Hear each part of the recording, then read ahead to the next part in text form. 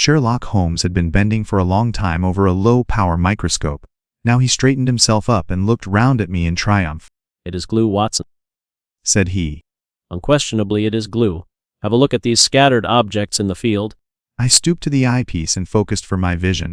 Those hairs are threads from a tweed coat. The irregular gray masses are dust. There are epithelial scales on the left. Those brown blobs in the center are undoubtedly glue. Well, I said, laughing. I am prepared to take your word for it. Does anything depend upon it? "It is a very fine demonstration," he answered. "In the St. Pancras case you may remember that a cap was found beside the dead policeman. The accused man denies that it is his, but he is a picture frame maker who habitually handles glue." Is it one of your cases? "No, my friend, Merrival of the Yard, asked me to look into the case.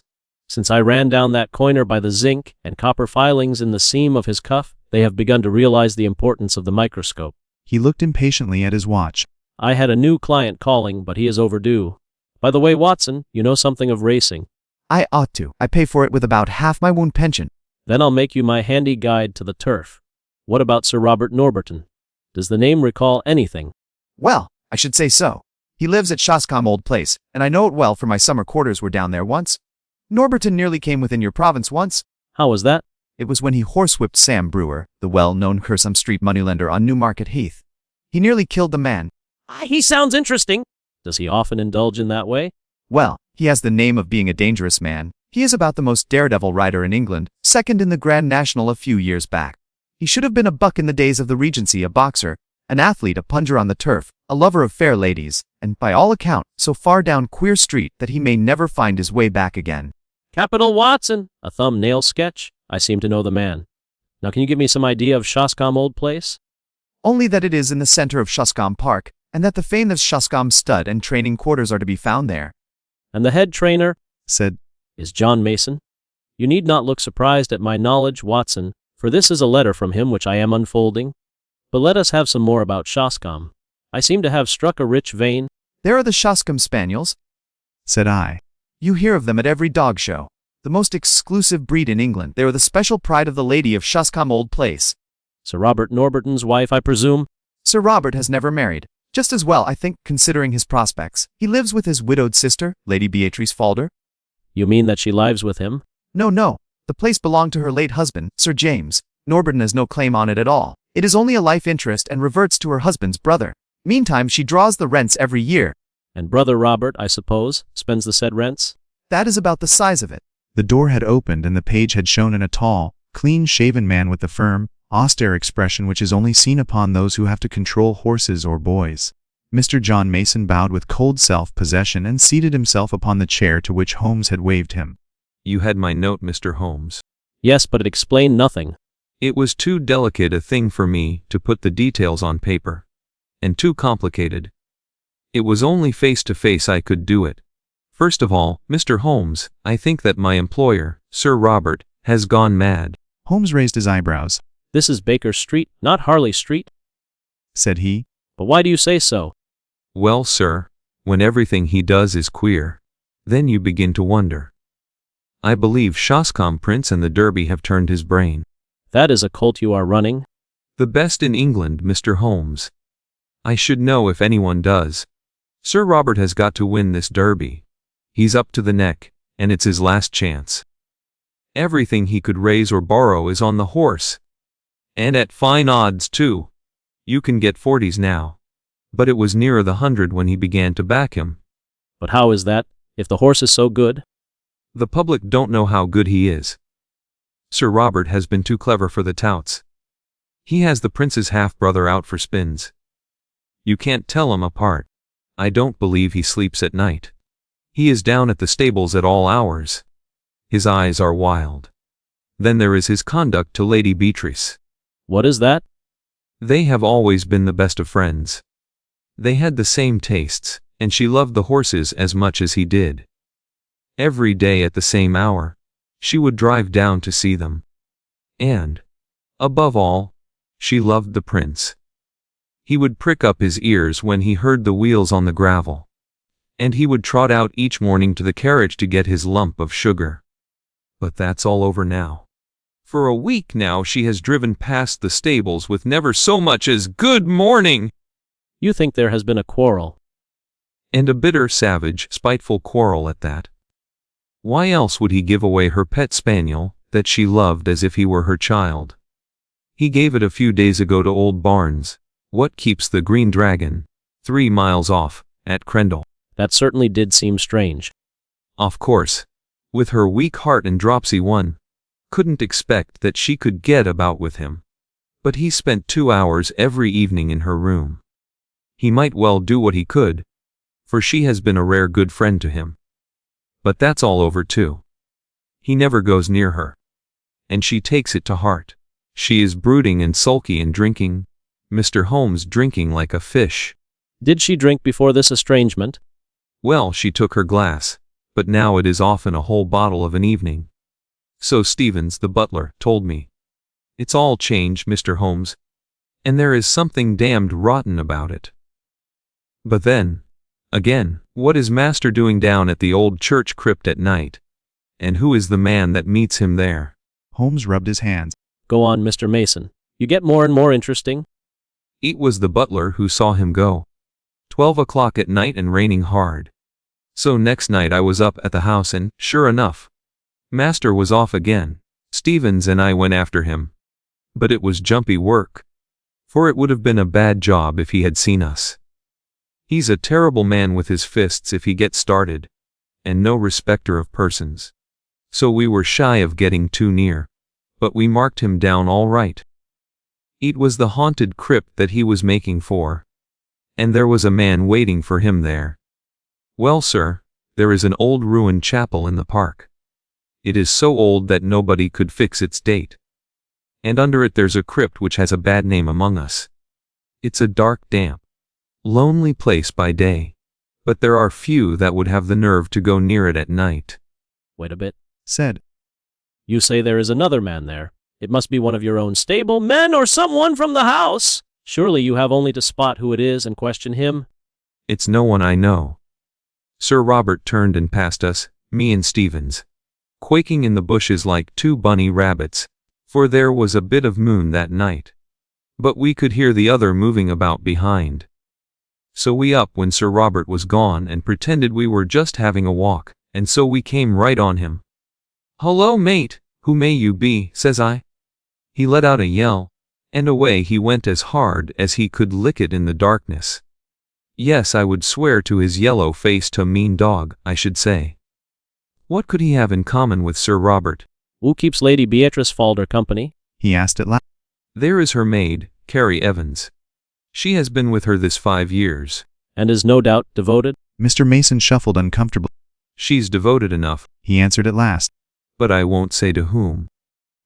Said. I quite understand, Mr. Mason.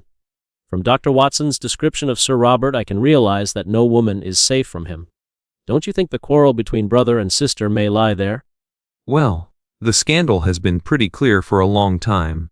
But she may not have seen it before. She wants to get rid of the woman. Her brother will not permit it. The lady refuses to speak, sulks, takes to drink. Does not all this hang together? Well, it might do so far as it goes. Exactly. As far as it goes. How would all that bear upon the visits by night to the old crypt? We can't fit that into our plot. No, sir. And there is something more that I can't fit in. Why should Sir Robert want to dig up a dead body? Holmes sat up abruptly. We only found it out yesterday, after I had written to you. Yesterday Sir Robert had gone to London. So Stevens and I went down to the crypt. It was all in order, sir, except that in one corner was a bit of a human body. You informed the police, I suppose? Our visitor smiled grimly. Well, sir, I think it would hardly interest them. It was just the head and a few bones of a mummy. It may have been 1,000 years old. But it wasn't there before. That I'll swear, and so will Stevens. It had been stowed away in a corner and covered over with a board. What did you do with it? Well, we just left it there. That was wise. You say Sir Robert was away yesterday. Has he returned? We expect him back today. It was just a week ago today. The creature was howling outside the old well house, and Sir Robert was in one of his tantrums that morning. I caught it up, and I thought he would have killed it. Then he gave it to Sandy Bain, the jockey, and told him to take the dog to Old Barnes at the Green Dragon, for he never wished to see it again. Holmes sat for some time in silent thought. He had lit the oldest and vilest of his pipes. I am not clear yet what you want me to do in this matter, Mr. Mason. Perhaps this will make it more definite, Mr. Holmes, said our visitor. He took a paper from his pocket and, unwrapping it carefully, he exposed a charred fragment of bone. Holmes examined it with interest. Where did you get it? There is a central heating furnace in the cellar, under Lady Beatrice's room. It's been off for some time, but Sir Robert complained of cold and had it on again. Harvey runs it, he's one of my lads.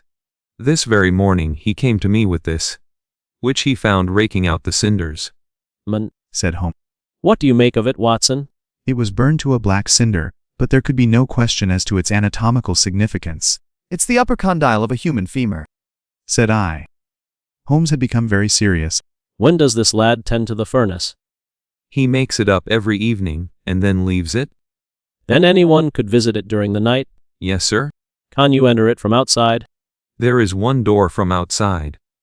There is another which leads up by a stair to the passage, in which Lady Beatrice's room is situated.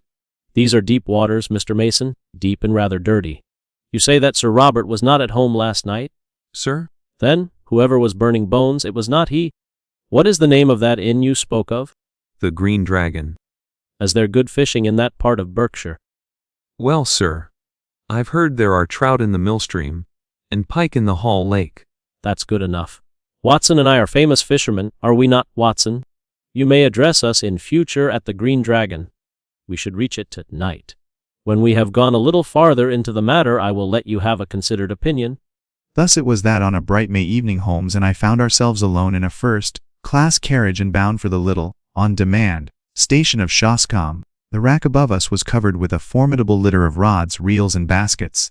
On reaching our destination, a short drive took us to an old-fashioned tavern, where a sporting host, Josiah Barnes, entered eagerly into our plans for the extirpation of the fish of the neighborhood. What about the Hall Lake and the chance of a pike? The face of the innkeeper clouded. That wouldn't do, sir. You might chance to find yourself in the lake before you were through. It's Sir Robert, sir. He's terrible jealous of touts. If you two strangers were as near his training quarters as that, he'd be after you as sure as fate. I've heard he has a horse entered for the Derby. Yes, and a good colt too. He carries all our money for the race, and all Sir Robert's into the bargain. He looked at us with thoughtful eyes. I suppose you ain't on the turf yourselves? No, indeed. Just two wary Londoners who badly need some good Berkshire air? Well, you are in the right place for that. But mind what I have told you about Sir Robert. Keep clear of the park. Surely, Mr. Barnes? We certainly shall. By the way, that was a most beautiful spaniel that was whining in the hall. I should say it was. That was the real Shoscombe breed. There ain't a better in England. It was Sir Robert himself who gave me this one. That's why I have to keep it on a lead. It would be off to the hall in a jiffy if I gave it its head. We are getting some cards in our hand, Watson, said Holmes when the landlord had left us. It's not an easy one to play, but we may see our way in a day or two. By the way, Sir Robert is still in London, I hear. We might perhaps enter the sacred domain tonight without fear of bodily assault. Have you any theory, Holmes? Only this, Watson, that something happened a week or so ago which has cut deep into the life of the Shoscombe household. The brother no longer visits the beloved invalid sister. He gives away her favorite dog. Her dog, Watson? Does that suggest nothing to you? Nothing but the brother's spite. Well, it might be so. Or, well, there is an alternative. The lady keeps her room, alters her habits, is not seen save when she drives out, refuses to greet her favorite horse, and apparently takes to drink. Save for the business in the crypt. That is another line of thought. There are two, and I beg you will not tangle them. Line A concerns Lady Beatrice. Line B concerns Sir Robert. Line B, which concerns Sir Robert. He is mad keen upon winning the Derby. He is in the hands of the Jews and may at any moment be sold up and his racing stables seized by his creditors. He is a daring and desperate man. He derives his income from his sister. His sister's maid is his willing tool. So far we seem to be on fairly safe ground, do we not? Let us suppose, Watson, it is merely a scandalous supposition that Sir Robert has done away with his sister. My dear Holmes, it is out of the question. Very possibly, Watson. But you do occasionally find a carrion crow among the eagles. He could not fly the country until he had realized his fortune, and that fortune could only be realized by bringing off this coup with Shoscombe Prince. Therefore, he has still to stand his ground. To do this he would have to dispose of the body of his victim, and he would also have to find a substitute who would impersonate her. With the maid as his confidante, that would not be impossible. The woman's body might be conveyed to the crypt, and it might be secretly destroyed at night in the furnace. Well, it is all possible if you grant the original monstrous supposition. I think that there is a small experiment which we may try tomorrow, Watson, in order to throw some light on the matter. Meanwhile, I suggest that we have our host in for a glass of his own wine and hold some high converse upon eels and dace. In the morning Holmes discovered that we had come without our spoon, bait for Jack, which absolved us from fishing for the day. About 11 o'clock we started for a walk, and he obtained leave to take the black spaniel with us. "This is the place," said he as we came to two high park gates with heraldic griffins towering above them. "About midday, Mr. Barnes informs me the old lady takes a drive. I want you, Watson, to stop the coachman with some question. I shall stand behind this holly bush." Within a quarter of an hour we saw the big open yellow barouche coming down the long avenue. Holmes crouched behind his bush with the dog. A highly colored young woman with flaxen hair sat on the left. At her right was an elderly person with rounded back and a huddle of shawls about her face. I held up my hand with an authoritative gesture, and as the coachman pulled up I inquired if Sir Robert was at Shoscombe Old Place. At the same moment Holmes stepped out and released the spaniel. With a joyous cry it dashed forward to the carriage and sprang upon the step. Then in a moment its eager greeting changed to furious rage, and it snapped at the black skirt above it. Drive on, shrieked a harsh voice. The coachman lashed the horses, and we were left standing in the roadway. "Well, Watson, that's done it," said Holmes, as he fastened the lead to the neck of the excited spaniel. "He thought it was his mistress, and he found it was a stranger. Dogs don't make mistakes." But it was the voice of a man. I cried. "Exactly! We have added one card to our hand, Watson, but it needs careful playing all the same." My companion seemed to have no further plans for the day, and we did actually use our fishing tackle in the mill stream, with the result that we had a dish of trout for our supper. It was only after that meal that Holmes showed signs of renewed activity. Once more we found ourselves upon the same road as in the morning, which led us to the park gates. A tall, dark figure was awaiting us there, who proved to be our London acquaintance, Mr. John Mason, the trainer. "Good evening, gentlemen," said he. "I got your note, Mr. Holmes. Sir Robert has not returned yet, but I hear that he is expected tonight." "How far is this crypt from the house?" asked. "A good quarter of a mile." "Then I think we can disregard him altogether." "I see. In that case we must work without you, Mr. Mason. You can show us the crypt and then leave us." It was pitch dark and without a moon, but Mason led us over the grass lands until a dark mass loomed up in front of us, which proved to be the ancient chapel. We entered the broken gap which was once the porch, and our guide picked his way to the corner of the building, where a steep stair led down into the crypt. Striking a match, he illuminated the melancholy place, dismal and evil-smelling, with ancient crumbling walls of rough-hewn stone. Holmes had lit his lantern, which shot a tiny tunnel of vivid yellow light upon the mournful scene. Its rays were reflected back from the coffin plates, many of them adorned with the griffin and coronet of this old family, which carried its honors even to the gate of death. "You spoke of some bones, Mr. Mason. Could you show them before you go?" The trainer strode across and then stood in silent surprise. "They are gone?" said he. "So said Holmes, chuckling. I fancy the ashes of them might even now be found in that oven which had already consumed a part." "But why in the world would anyone want to burn the bones of a man who has been dead 1,000 years? asked John. "That is what we are here to find out," said. "I fancy that we shall get our solution before morning." When John Mason had left us, Holmes set to work making a very careful examination of the graves, ranging from a very ancient one to the Sir William and Sir Denis Falder of the 18th century. It was an hour or more before Holmes came to a leaden coffin standing on end before the entrance to the vault. I heard his little cry of satisfaction. With his lens he was eagerly examining the edges of the heavy lid. Then he drew from his pocket a short jemmy, a box opener, which he thrust into a chink. There was a rending, tearing sound as it gave way, but it had hardly hinged back before we had an unforeseen interruption. Someone was walking in the chapel above. It was the firm, rapid step of one who came with a definite purpose. A light streamed down the stairs, and an instant later the man who bore it was framed in the Gothic archway. He was a terrible figure, huge in stature and fierce in manner. A large stable lantern shone upwards upon a strong, heavily moustached face and angry eyes. "Who the devil are you?" he thundered. "And what are you doing upon my property?" He took a couple of steps forward and raised a heavy stick which he carried. Do you hear me? What are you doing here? But instead of shrinking, Holmes advanced to meet him. I also have a question to ask you, Sir Robert. He said in his sternest tone. Who is this, and what is it doing here? He turned and tore open the coffin lid behind him. In the glare of the lantern I saw a body swathed in a sheet, with dreadful, witch-like features projecting at one end. The baronet had staggered back with a cry and supported himself against a stone sarcophagus. How came you to know of this? He cried.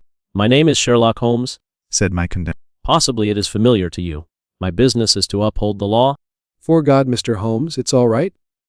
Said he. Appearances are against me, but I could act no otherwise. Come up to the house, and you can judge for yourself how the matter stands. Quarter of an hour later we found ourselves in the gun room of the old house. It was comfortably furnished with lines of polished barrels behind glass covers. Sir Robert returned with two companions, the one, the florid young woman, the other a small rat-faced man with a disagreeably furtive manner. There, said Sir Robert, are Mr. and Mrs. Norlet. Mrs. Norlet has for some years been my sister's confidential maid. Is this necessary, Sir Robert? Have you thought what you are doing? cried the woman. As to me, I entirely disclaim all responsibility, said her husband. I will take all responsibility. Now, Mr. Holmes, listen to a plain statement of the facts. Therefore, you know already in all probability that I am running a dark horse for the Derby, and that everything depends upon my success. If I win, all is easy. If I lose, well, I dare not think of that. I am dependent upon my sister, Lady Beatrice, for everything. I have always known that if my sister were to die, my creditors would be on to my estate like a flock of vultures. Everything would be seized, my stables, my horses, everything. Well, Mr. Holmes, my sister did die just a week ago. And you told no one? What could I do? Absolute ruin faced me. If I could stave things off for 3 weeks, all would be well. Her maid's husband, this man here, is an actor. It came into my head that he could for that short period personate my sister. It was but a case of appearing daily in the carriage, for no one need enter her room save the maid. It was not difficult to arrange. My sister died of the dropsy. That will be for a coroner to decide. Her doctor would certify that for months her symptoms have threatened such an end. Well, what did you do? The body could not remain there. On the first night Norlet and I carried it out to the old well house, which is now never used. We were followed, however, by her pet spaniel, which yapped continually at the door, so I felt some safer place was needed. I got rid of the spaniel, and we carried the body to the crypt of the church. I do not feel that I have wronged the dead. It would be no unworthy resting place if we put her for the time in one of the coffins of her husband's ancestors. We opened such a coffin, removed the contents, and placed her as you have seen her. As to the old relics which we took out, Norlet and I removed them, and he descended at night and burned them in the central furnace. There is one flaw in your narrative, Sir Robert. Your bets on the race would hold good even if your creditors seized your estate. The horse would be part of the estate. What do they care for my bets? As likely as not they would not run him at all. My chief creditor is my most bitter enemy, a rascally fellow, Sam Brewer, whom I was once compelled to horsewhip on Newmarket Heath. Do you suppose that he would try to save me? Well, Sir Robert, said Holmes, rising, this matter must, of course, be referred to the police. It was my duty to bring the facts to light, and there I must leave it. It is generally known now that this singular episode ended upon a happier note than Sir Robert's actions deserved. Shoscombe Prince did win the Derby, the sporting owner did net £80,000 in bets, the creditors did hold their hand until the race was over when they were paid in full, and enough was left to establish Sir Robert in a fair position in life. Both police and coroner took a lenient view. The lucky owner got away scathless from this strange incident in a career which promises to end in an honored old age.